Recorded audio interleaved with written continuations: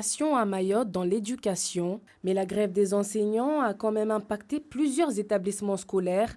Sur 188 écoles, 87 sont fermées, dont 14% dans le secondaire et 42% dans le premier degré. Les enseignants jugent que les protocoles sanitaires en milieu scolaire sont trop compliqués et par conséquent perturbent considérablement la vie scolaire. Simplifier les choses.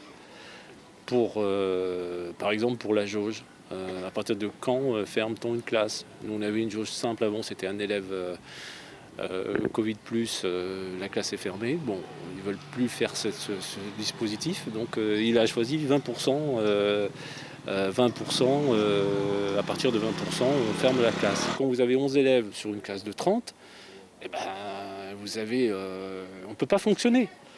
On ne peut pas fonctionner. Les collègues en ont assez de devoir tourner avec des effectifs réduits qui ne permettent pas de faire avancer, de faire progresser leurs élèves pour arriver aux examens comme il se doit.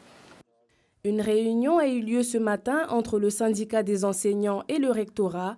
Parmi les principales revendications, les masques FFP2, des masques qui seront désormais possibles à obtenir dans les écoles, mais uniquement sur demande. C'est d'en distribuer d'abord, évidemment, à tous les personnels qui sont particulièrement en contact des élèves. Je pense à ceux qui sont en contact d'élèves en situation de handicap. Je pense au personnel de santé qui systématiquement ont ces masques FFP2. Nous les donnons aussi à tous les personnels qui ont des pathologies lourdes et donc qui se sentent plus vulnérables. Et donc ce qui nous a été demandé, c'est évidemment de pouvoir le donner à tous les personnels. Alors, on ne va pas... Et ce sera peut-être un point de désaccord, systématiser la distribution des masques FFP2. Et ça, je tiens à ça. Il n'y a pas de raison qu'au niveau de l'éducation nationale, plus qu'ailleurs, on commence à préconiser le port de ce masque plutôt qu'un autre masque. Par contre, tous les personnels qui feront remonter le besoin parce qu'ils ont telle ou telle pathologie ou parce qu'ils se sentent plus vulnérables que d'autres, eh bien, évidemment, on pourra leur en distribuer.